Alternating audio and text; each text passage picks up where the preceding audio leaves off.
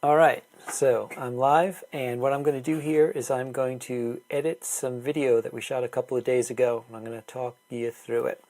I am looking at the video that we shot here, right over here, of me playing the guitar.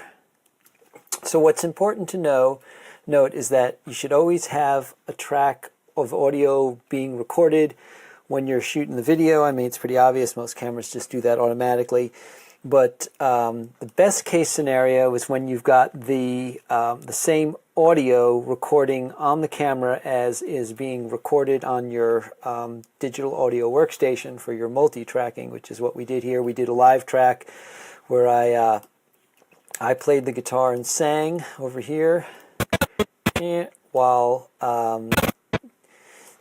Randall Clark played the drums, and then he overdubbed the bass part. And I've already got those synced up over here with the tracks, the actual tracks from the digital audio recording station that we'll use to mix down for the final mix. So right here, this is electric guitar 1, and you make sure that you got the right, really important to make sure you've got the right track. If you did multiple takes, make sure is that you've got the same track that you used with, that you recorded your sound on, that was your final take, the one that you're going to use in the mix down. So here we go. I've got my electric guitar part here, right here, and then I've got in the timeline a little bit further down, all the tracks are, the video segments are in the order that we recorded them. So I'm going to go ahead and grab these two things, which is the video and the audio that was recorded while I played the guitar part. Then we're going to drag it over this way, get it in the neighborhood of where the actual synced up recording is. Then I'm going to zoom in to the timeline, see if I can figure out, and it looks like the video was started to record after I started playing. So the next really obvious place would be when I stop playing at the very end of the take, which is right there. And there's also something really that stands out, which is a little sound I made on the guitar after the final cadence of the song, and that's that big bump right there. So I'm going to use that because it's different than everything else in the timeline, in the waveform, and I'm going to zoom in as close as I can. I'm going to slide this and try to get him, within a frame. That's about as good as you can get, unless you're using, fancy time code synchronization and have a separate clock that runs everything, and which I don't have. This is kind of on the fly synchronizing. So there we go. So what I do is I put it, this is the one I'm synchronizing to. This is the actual track, and this is the one I did. This is my recording, and it's right before that line in there. And so I could either go here, or I can move it one frame forward, and there. It looks to me like this is a little bit closer, so I'm going to just leave it there. Again, we're talking about less than a frame difference, so I'm not really going to worry about it. Then to double check, I go ahead and I make sure that I'm only listening to, the audio that we recorded for the multi-track, and I'm going to see if my hands are moving, and it's looking like they line up. So here we go.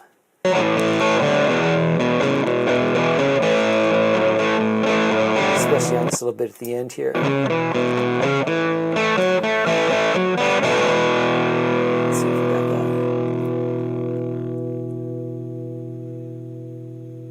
that. Looks like that was pretty close. And check a couple of those. Like at the very beginning, see that I started playing before the camera was rolling.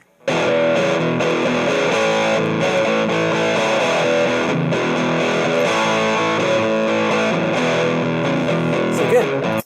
To me, that seems decent. So now I've got the rhythm guitar, the electric bass, and the drums, and my singing all synced up to the multi-track. And now the next thing would be to find Randall's lead guitar part. So let's see if we can dig that out of this here. That was my lead. We did not use that, but Randall laid down a great lead guitar part, and so that's that. So Truth be told, I really don't need these tracks, the audio from the video here, but I'm going to leave them in just because I get a little, it's easier if you do have to go back in and resync. If something gets moved out of alignment, you have to resync stuff, it's good to keep those in there, but not totally necessary after you've synchronized the tracks, as long as you're happy that they're lined up. So here's the whole process. So I'm going to add, in the timeline, I'm going to go to the sequence, I'm going to add tracks, and I'm going to actually I'm going to add 2 audio tracks, and I'm going to put them after audio 4. That'll give me 2 more tracks to work with down here, right there.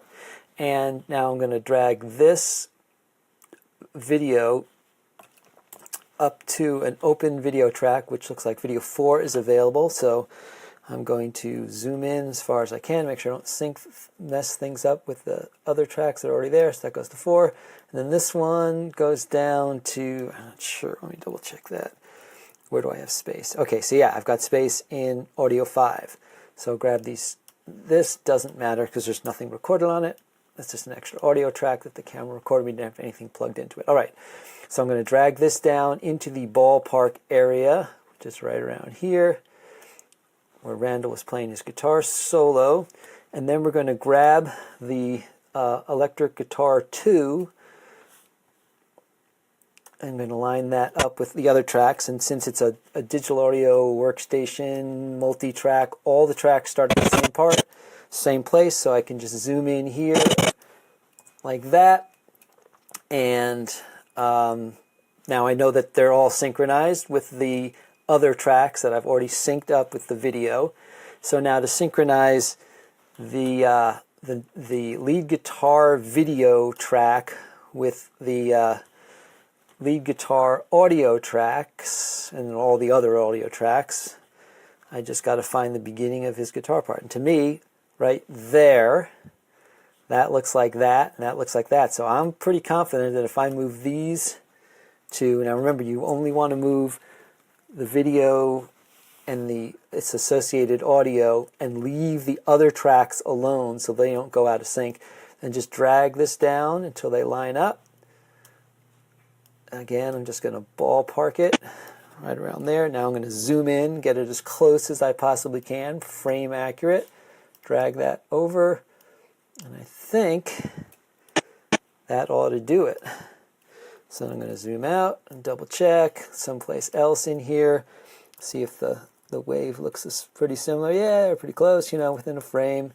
Not going to lose any sleep over that difference. So then we're going to go ahead and check it by soloing the lead guitar part and watching Randall's fingers.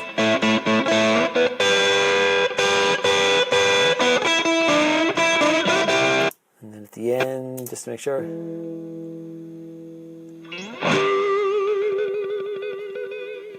Oh yeah, I was filming with my camera as another angle. That's pretty funny. We might use that in the final edit. All right, so boom. That is how I synchronize the audio with the video before getting ready to do an edit where I'm going to be live switching between the cameras, or I don't know if you call it live switching, but I'll be able to watch all the cameras and then choose the one I want as I'm listening to the final recording mixed down of the music in real time. So anyways, that's one of the steps in recording, making like a music video. If you're having multiple cameras that recorded while you're tracking music in your digital audio workstation. I hope you're doing great, and I'll talk to you soon. Goodbye.